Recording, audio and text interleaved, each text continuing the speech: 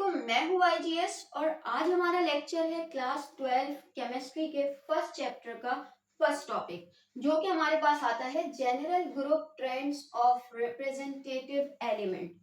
अच्छा, इस टॉपिक पे बढ़ने से पहले मैं आपको बताऊं कि बेसिकली हमारे पास पीरियोडिक टेबल है क्या, किस तरीके से पीरियोडिक टेबल को समझा जाता है, उसकी एक इंट्रोडक्टरी वीडियो मैंने जो है वो कुछ दिनों पहले अपलोड की थी। आई होप कि वो आप लोगों ने देख ली होगी, और अगर नहीं देखी तो उसे आप जरूर देख लीजिएगा, डिस्क्रिप्शन पर लिंक होगा, ताकि ये टॉपिक समझने में आपको आसानी हो, वरना इस टॉपिक को समझना बहुत मुश्किल हो जाएगा। चलिए पहले मैं थोड़ा सा जो है वो बता दूं, क्योंकि हम बात कर रहे हैं रिप्रेजेंटेटिव एलिमेंट की, और क्लासिफिकेशन हम प्रीवियस में पढ़ चुके हैं कि हमारे पास ये दो यानी कि 1A ग्रुप 2A ग्रुप जो कि S ब्लॉक एलिमेंट होते हैं, और 3 to 8A ग्रुप जो होता है जिसको हम P ब्लॉक एलिमेंट कहते हैं, ये हमारे पास आता है किस चीज में, ये आते हैं रिप्रेजेंटेटिव एलिमेंट में। ठीक है भाई, अब होता क्या है, अब मैं यहाँ पर बताऊं कि अब ट्रेंड्स किसे कहते हैं, ये जो पीरियोडिक टेबल में ट्रेंड्स होते हैं ये क्या है। तो ट्रेंड्स बेसिकली पैटर्न है किस चीज का, वो इनकी प्रॉपर्टीज, जो फिजिकल प्रॉपर्टीज होती हैं इनकी, ठीक है, उनका ट्रेंड, कि क्या ट्रेंड फॉलो कर रहे हैं ये, किस पैटर्न से जो है वो इनमें जो है वो क्लासिफिकेशन हुई है, या किस पैटर्न से इन्हें जो है वो ग्रुप वाइज जो है वो रखा गया है, इसको हम जो है वो ट्रेंड कहते हैं। वो किन चीजों का होता है, वो कुछ हमारे पास प्रॉपर्टीज हैं उनका होता है। जैसे हमारे पास एटॉमिक रेडाई या एटॉमिक रेडियस भी कह सकते हैं आप इसे, ठीक है, आयनाइजेशन एनर्जी हो गया, इलेक्ट्रोनेगेटिविटी हो गया, इलेक्ट्रिकल कंडक्टिविटी हो गया। अब ये क्या है, किस तरह है, इसको मैं बहुत इत्मीनान से और डिटेल से आपको समझाने वाली हूँ, क्योंकि इससे जो क्वेश्चंस आते हैं वो रीजन टाइप होते हैं, लॉजिकल क्वेश्चंस निकलते हैं, होते बहुत आसान है, यानी जरा जरा सी लॉजिक होती है, लेकिन जो है वो ये कोई रट्टाफिकेशन नहीं है। देखिए सबसे पहले हम आते हैं किस पे, एटॉमिक रैली पर, यानी कि रेडियस। देखिए क्या चीज है, पहले तो मैं बता दूं, it is the average distance between nucleus of an atom and its outer shell, outermost shell कह लें, ये न्यूक्लियस और उसके आउटर मोस्ट शेल के दरमियान का जो फासला होता है उसको शो करता है। क्या चीज, हमारे पास एटॉमिक रेडियस। क्या मतलब हुआ, जैसे फर्स्ट के तौर पे ये मेरे पास न्यूक्लियस है, अब न्यूक्लियस के बाद ये आ गया मेरे पास इसका शेल, ठीक है, इसी तरह ये भी एक है, और इसके पास इत्तेफाक से दो शेल हैं। इसी तरह एक और भी बना देती हूं मैं, जिसके पास 3 शेल हैं। अब देखिए मैं इसका ट्रेंड बता दूं, बात करते हैं क्योंकि सब ग्रुप की बात करेंगे, यानी कि 1A की भी 2A, 1A और 2A की जब हम बात करते हैं तो हम कहते हैं एटॉमिक रेडियस ऊपर से नीचे अगर हम पढ़ें तो बढ़ता रहता है। कैसे, पीरियोडिक टेबल समझाया था मैंने प्रीवियस लेक्चर में, मैंने आपको कहा था कि जैसे ये जो ग्रुप सॉरी पीरियड्स होते हैं, period 1, period 2, period 3, period 4, period 5, period 6, period 7, तो ये पीरियड्स बेसिकली शो करते हैं नंबर ऑफ शेल को, यानी इसके पास एक शेल होगा, इसके पास 2, इसके पास 3, इसके पास 4, इसके पास 5। अब देखिए भाई, इसके पास है एक, एक का मतलब ये कि इसका डिस्टेंस कितना हुआ, बहुत ही कम हुआ, यही तो डिस्टेंस है ना इसका। इसके पास है 2 शेल, तो इसका डिस्टेंस ऑटोमेटिकली बढ़ गया। इसके पास है 3 शेल, तो इसका भी हमारे पास क्या है, न्यूक्लियस से फासला खुद ब खुद बढ़ गया।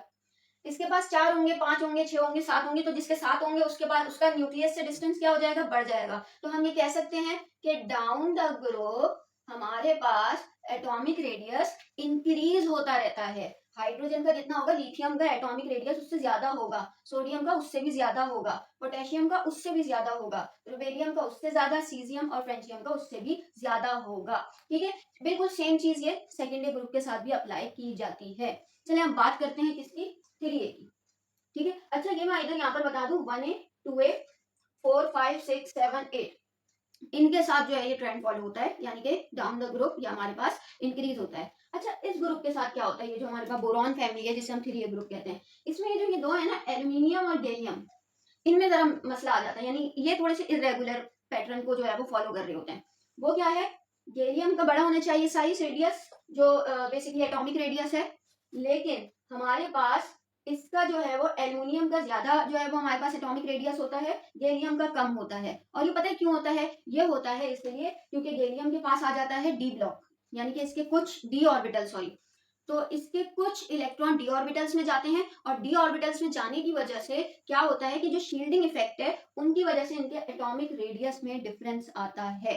ठीक है भाई, यानी ये थोड़ा अंदर के मसले हैं जिनकी वजह से एल्युमिनियम का जो एटॉमिक रेडियस है वो हमारे पास गैलियम से बड़ा होता है, जबकि गैलियम से छोटा होना चाहिए। ठीक है भाई, इतनी बात समझ में आई। अब हम चलते हैं किसमें, आयनाइजेशन एनर्जी पर। आयनाइजेशन एनर्जी है क्या, ये पहले समझ लें। Energy needed to remove an electron from the outermost shell, यानी कि एक इलेक्ट्रॉन है जो कि किधर है, यहाँ पर है, इसको खींचने के लिए या इसको बाहर निकालने के लिए जो एनर्जी होगी, जो एनर्जी लगेगी एटम के अंदर की तरफ से, उस एनर्जी को हम क्या कहते हैं, आयनाइजेशन एनर्जी, यानी आयंस को तोड़ने की एनर्जी। क्योंकि इलेक्ट्रॉन निकलता है तो इस पे पॉजिटिव चार्ज आ जाता है, तो एक तरीके से आयनाइजेशन एनर्जी होगी ना, आयंस बन गए, तो इसीलिए हम इसको आयनाइजेशन एनर्जी कहते हैं। अब देखिए भाई, सिंपल सी बात है बहुत। देखिए, इलेक्ट्रॉन कहीं ना कहीं, ये तो आपको पता है, अट्रैक्ट हो रहा होता है न्यूक्लियस के पॉजिटिव चार्ज से। अगर एक इलेक्ट्रॉन न्यूक्लियस के करीब है, यानी उसका एटॉमिक रेडियस बहुत कम है, उसके पास एक ही शेल है, तो ये दोनों बहुत ताकत से एक दूसरे को अट्रैक्ट कर रहे होंगे। और जब ये बहुत ताकत से एक दूसरे को अट्रैक्ट कर रहे होंगे, इट्स मीन कि इनको तोड़ना मुश्किल होगा, यानी इसको निकालना मुश्किल होगा इलेक्ट्रॉन को, क्योंकि वैसे ये खिंच रहा है, तो इसीलिए इससे बहुत ज्यादा एनर्जी रिक्वायर्ड होगी अपने इलेक्ट्रॉन को बाहर करने के लिए।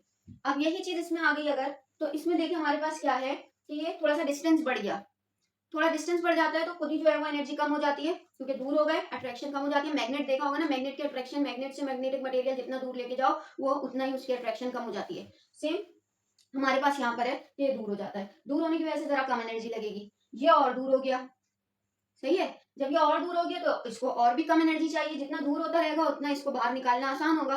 तो यानी कि अगर एटॉमिक रेडियस बढ़ रहा है तो down the group ionization energy क्या होगी, कम होती रहेगी, यानी इसको अपना इलेक्ट्रॉन रिमूव करने के लिए ज्यादा एनर्जी चाहिए, इसको भी ज्यादा, इसको जो है वो इससे थोड़ी कम चाहिए, और इस वाले को जो है वो अपना इलेक्ट्रॉन रिमूव करने के लिए बहुत कम एनर्जी चाहिए। और ऐसा क्यों है, क्योंकि ये न्यूक्लियस से बहुत दूर है, इसके पास 7 जो है वो शेल मौजूद है, तो 7वें शेल वाला इलेक्ट्रॉन निकलेगा। आपको पता है ऑटोनोमस इलेक्ट्रॉन ही निकलता है।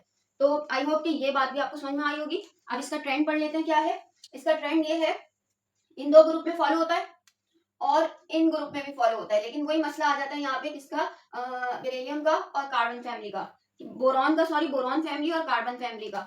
वो क्या आ जाता है, वो ये आ जाता है कि ये हमारे पास डाउन द ग्रुप डिक्रीज हो रही है, लेकिन इधर एटॉमिक रेडियस का जो है वो फर्क आता है, एटॉमिक रेडियस इसका ज्यादा है, ठीक है, इसका कम है, तो उस हिसाब से यहाँ पर भी ये लोग घपला कर देते हैं। क्या चीज, इरेगुलर पैटर्न फॉलो करते हैं, यानी कि इसका एटॉमिक रेडियस जो है वो जो कि हमारे पास ज्यादा होता है और इसका कम, तो उस हिसाब से इसकी आयनाइजेशन जो है एनर्जी जो है वो हमारे पास कम होती है, इसकी ज्यादा।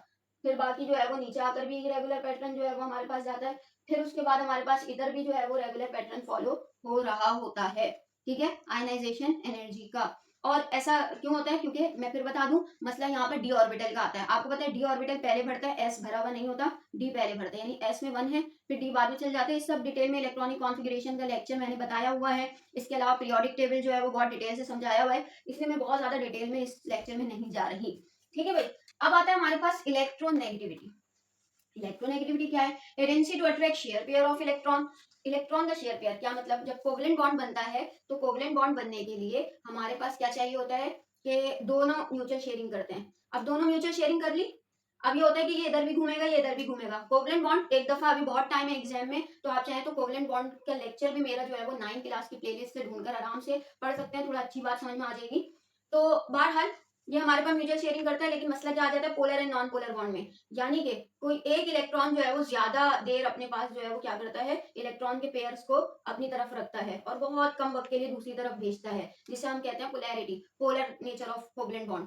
ठीक है भाई, और ऐसा क्यों होता है, क्योंकि उसके पास ताकत ज्यादा है, ठीक है, इसीलिए तो वो ऐसा कर रहा है। और ये कैसा इलेक्ट्रोनेगेटिविटी अगर देखी जाए तो बाय ट्रेंड जो है वो किस तरह फॉलो होगी, सीधी सी बात है, इलेक्ट्रॉन का पेयर क्या है, नेगेटिव ही होगा, ठीक है, उसको अट्रैक्ट कौन करेगा, न्यूक्लियस ही करेगा, ठीक है। तो न्यूक्लियस से वो शेयर पेयर जितना भी करीब होगा उतनी ज्यादा एनर्जी रिक्वायर्ड होगी, उतनी ज्यादा उसके अंदर मतलब शेयर पेयर की एनर्जी ज्यादा होगी, और जितना वो न्यूक्लियस से दूर होगा उतना ही उसके पास जो है वो उस शेयर पेयर को खींचने की ताकत कम होगी, क्योंकि दूर हो चुका होगा, डिस्टेंस। सेम चीज, अगर एटॉमिक रेडियस कम है तो हमारे पास वो ज्यादा होगी, शेयर पेयर को खींचने की जो सलाहियत है वो ज्यादा होगी। एटॉमिक रेडियस ज्यादा है तो कम हो जाएगी, और ज्यादा है एटॉमिक रेडियस तो और इलेक्ट्रोनेगेटिविटी कम हो जाएगी। तो इसका मतलब डाउन द ग्रुप इलेक्ट्रोनेगेटिविटी क्या कर रही है हमारे पास, डिक्रीज हो रही है। जितना जो है वो डिस्टेंस बढ़ता रहेगा उतना ही हमारे पास, यानी कि यूं समझिए सब डिपेंड करते हैं एटॉमिक रेडियस पर। तो जितना ये जो है वो रेडियस बढ़ता रहेगा उतनी ही इलेक्ट्रोनेगेटिविटी हमारे पास कम कम कम कम कम होती रहेगी। ठीक है भाई। अब यहाँ पर जो है वो क्या है, इस ग्रुप पर फॉलो हो रहा होता है, आखिरी वाले पर भी, 7 पर भी, ऑक्सीजन पर भी, इस पर भी। लेकिन इन दो ग्रुप पर थोड़ा सा इलेक्ट्रोनेगेटिविटी जो है वो इरेगुलर होती है। क्यों?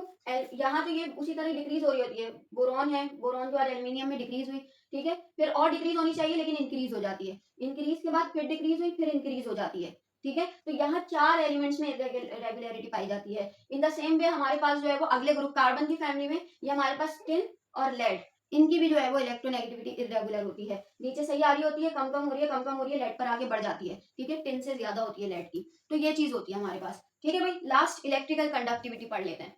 अब ये इलेक्ट्रिकल कंडक्टिविटी क्या है? इलेक्ट्रिकल कंडक्टिविटी यानी कि इलेक्ट्रिक करंट को मतलब वो करने की, कंडक्ट करने की सलाहियत। ठीक है, measurement of the ability of material to carry electric current. अच्छा, अब अगर थोड़ा सा इलेक्ट्रिक करंट को मैं आपको बताऊं, इलेक्ट्रिक करंट है क्या? इलेक्ट्रिक करंट है फ्लो ऑफ इलेक्ट्रॉन, इलेक्ट्रॉन का फ्लो। ठीक है भाई, तो जब हम इलेक्ट्रॉन के फ्लो की बात करते हैं तो वो कब होता है? जब इलेक्ट्रॉन फ्लो करता है, इलेक्ट्रॉन निकलता है या इलेक्ट्रॉन ऐड होता है। बात करते हैं 1a ग्रुप और 2a ग्रुप की। तो 1a ग्रुप की जो है वो हमारे पास क्या है, इनके पास अपना एक इलेक्ट्रॉन लूज करने की सलाहियत होती है, ये अपना एक इलेक्ट्रॉन लूज करते हैं, और लूज करते हैं तो बेसिकली हमारे पास क्या होता है कि इनमें जो है वो बहुत ज्यादा पाई जाती है। और ये बेसिकली वही चीज है जो जितना ज्यादा इसको अपना इलेक्ट्रॉन लूज यानी आयनाइजेशन एनर्जी करने के लिए ज्यादा एनर्जी की रिक्वायरमेंट होगी, यानी थोड़ा देर से ये इलेक्ट्रॉन रिमूव करेगा, जबकि ये हमारे पास बहुत जल्दी इलेक्ट्रॉन रिमूव कर देगा। तो इसका मतलब डाउन द ग्रुप बढ़ रही है। क्यों बढ़ रही है? क्योंकि ये जल्दी इलेक्ट्रॉन रिमूव करेंगे, जल्दी इलेक्ट्रॉन रिमूव करेंगे, इसका मतलब इनकी इलेक्ट्रिकल कंडक्टिविटी ज्यादा है। और ये थोड़ा देर से इलेक्ट्रॉन जो है वो रिमूव करेंगे क्योंकि इनकी आयनाइजेशन एनर्जी जो है वो ज्यादा होगी, क्योंकि इनकी एटॉमिक रेडियस जो है वो कम है। तो इसीलिए ये हमारे पास क्या करेंगे, ये हमारे पास जो है वो क्या है कि इनमें इलेक्ट्रिकल कंडक्टिविटी जरा कम होती है। ठीक है, तो डाउन द ग्रुप ये क्या करेंगे, बढ़ेंगे इसमें और इसमें। अच्छा, अब आ जाते हैं दोबारा इसमें, इसमें भी रेगुलर पैटर्न शो होता है। बोरॉन हमारे पास नॉन मेटल कहलाता है, आपको पता है। ठीक है, बाकी इलेक्ट्रोनेगेटिविटी सबकी जो है वो डाउन द ग्रुप हमारे पास इंक्रीज ही होती है। अब आ जाते हैं कार्बन फैमिली पे। कार्बन भी नॉन मेटल है।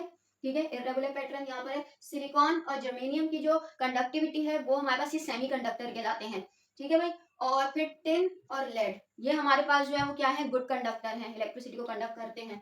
फिर अगर हम बात करते हैं नाइट्रोजन को, ये नॉन कंडक्टर है, ये इलेक्ट्रिसिटी कंडक्ट नहीं करता। फॉस्फोरस हमारे पास जो है वो एक पुअर कंडक्टर है। ठीक है भाई, एस्टेटीन और ये सॉरी, ये भी हमारे पास जो है वो इलेक्ट्रिसिटी को कंडक्ट कर लेता है। फिर उसके बाद ये आ गया हमारे पास बिस्मुथ आ गया, ये भी हमारे पास जो है वो इलेक्ट्रिसिटी कंडक्ट करते हैं। ऑक्सीजन फैमिली की बात करें, फ्लोरीन फैमिली की बात करें, यानी कि इन दो ग्रुप्स की, तो ये सब हमारे पास नॉन मेटल्स में आते हैं, ये इलेक्ट्रिसिटी कंडक्ट नहीं करते। आई होप कि आपको ये ट्रेंड्स जो है वो पीरियोडिक टेबल के समझ में आए होंगे, रिप्रेजेंटेटिव एलिमेंट के। अगर तो लेक्चर समझ में आया तो अपनी क्लासमेट्स के साथ जरूर शेयर कीजिएगा, पढ़ाई पर फोकस करते रहिएगा और अपना ख्याल रखिएगा। Thank you.